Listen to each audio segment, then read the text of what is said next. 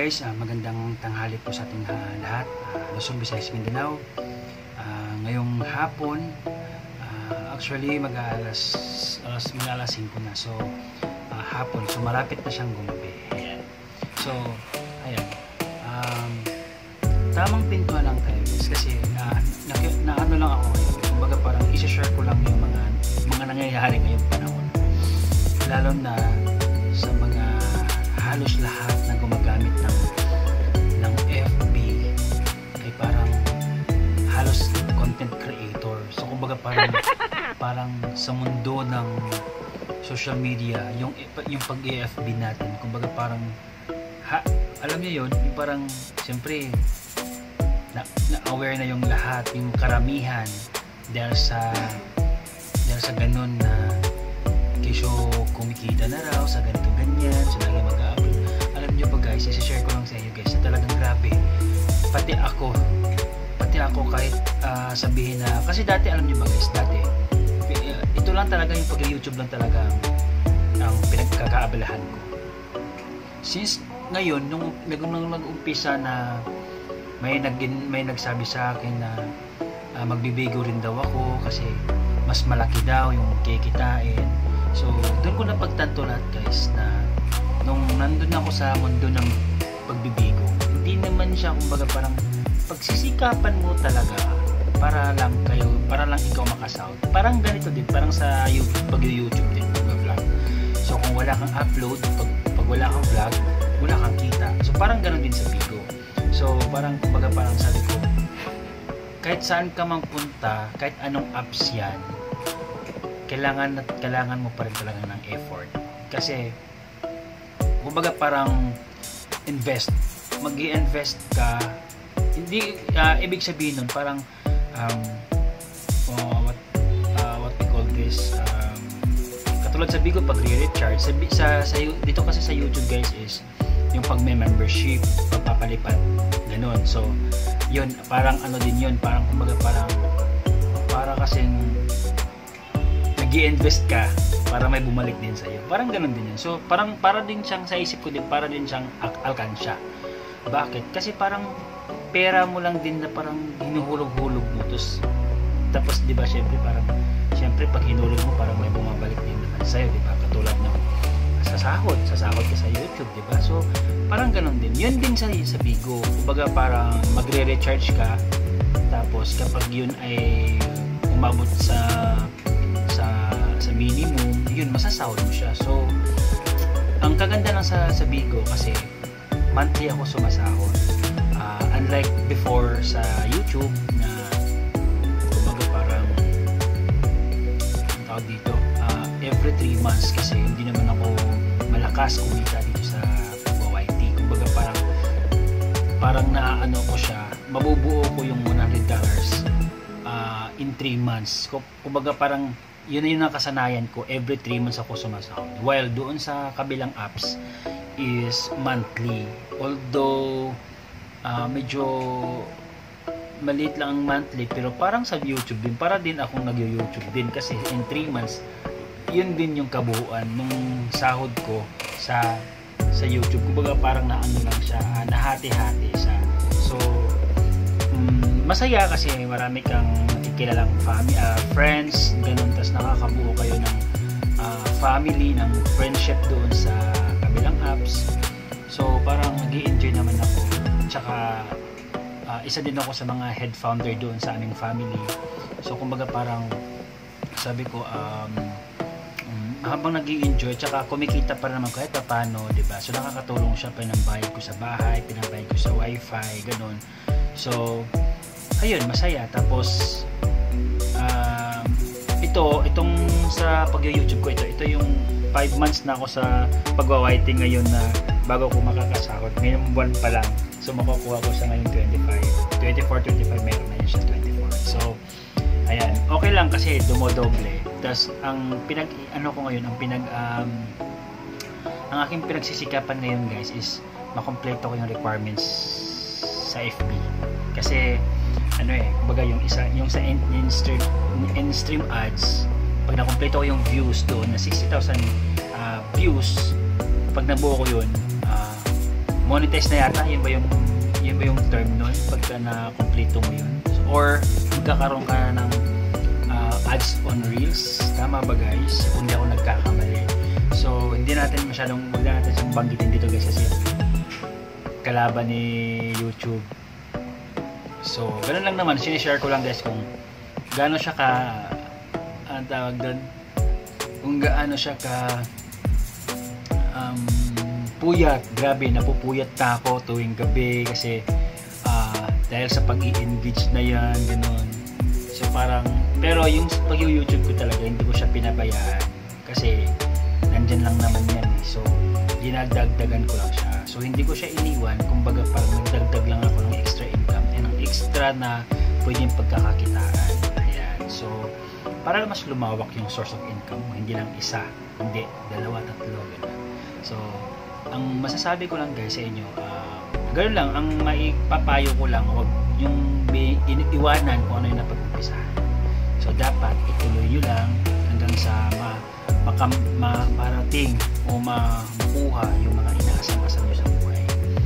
Ayan. So masaya kasi sa mundo ng sa industriya ng pag-vlog, masaya din naman kasi yun nga, basta masaya. Wala akong masabi, basta masaya siya, nag-i-enjoy ka, yun. So tuloy lang. Hindi mo wala ng pag-asa sa mga may papayo ko lang doon sa mga nagsisimula pa lang. Huwag kayong bumitaw, tuloy lang ang pangarap, ang paggawa ng mga video. Huwag mapagod, lagi kayo sanang ma-inspire sa iba na hindi kayo tumigil. Yun. So tuloy-tuloy lang talaga.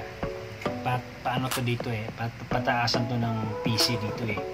Kumbaga parang kung sino yung matira, yun ang matibay. Kasi may mga iba na tumigil na kasi matagal daw makakasahod, gano'n. Yung determinasyon lang, may determinasyon. Kumbaga may goal ka lang na kailangan ito makuha ko to within blah blah blah. Yan, dapat meron kayong goal na within 3 months, 4 months or 1 year, yan, makuha ko yan. Dapat meron kayong time frame para if ever na tingin mo parang mas tumagal, parang mas malayo na, parang mas matagal na, ilang buwan na, ganun. So pwede mo siyang i-cut. Kumbaga parang, sige, imbes na December, sige, gawin kong October, sana October makuha ko to. Diba? Ganun ba? Para meron kang pagbabasihan na mas kailangan kong mas maging productive pa yung gagawin ko, yung araw-araw ko, dapat ganun, para masisipagan ko pa lalo. Kasi ikaw lang naman yung nakakaalam dun eh, na kumbaga parang tingin mo enough na ba to, ganun. So parang meron ka lang pagbabasihan. So ang mapapayo ko lang guys, araw-araw kailangan may upload kayo doon sa kabila, engage kayo, pumunta kayo sa mga ibang nag-live, ibang mga video, comment din kayo doon. Ganun lang naman, tulungan lang naman eh. Lahat tayo dito na gustong kumita. So dapat nagtutulong-tulungan tayo. Hindi yung puro ka lang take and take. So dapat nag-give ka din. So ibig ko sabihin, papanoorin mo rin yung mga video nila. Hindi yung puro sila na lang yung manonood ng video mo. Kasi ikaw yung nakakaalam kung sino yung mga pumunta sa video mo pero hindi mo pinupuntahan, diba? So unfair. So dapat maging patas tayo na lahat naman dito yung gustong kumita. So dapat puntahan din natin yung mga bahay nila. Ayan. So sa mga hindi pa pala dyan nakaka-subscribe sa ating YouTube channel guys, Elmer Pangasian, tsaka dun sa FB ko naman is Elmer Dangkil Pangasian. Yan. So ang aking tawag dito, meron pa ako sa Bigo app saka yung sa Instagram, pero hindi ko na siya sasabihin kasi baka mapalo tayo ni Lolo. Ayan. So ayan guys, maraming salamat guys, and sana hindi kayo magsawang sumuporta, hindi kayo magsawang suportahan ako. Hayaan nyo pagka ako'y makadalaw sa mga bahay ninyo, huwag kayo maglala, dadalawin ko kayo, ipapalo ko kayo, sasubs ko kayo, basta alam ko lang na gano'n. Pag malaman ko na nagsasub kayo,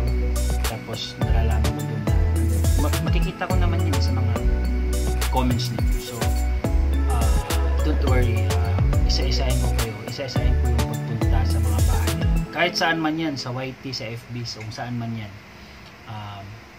Sana magtulungan lang tayo, diba? Kasi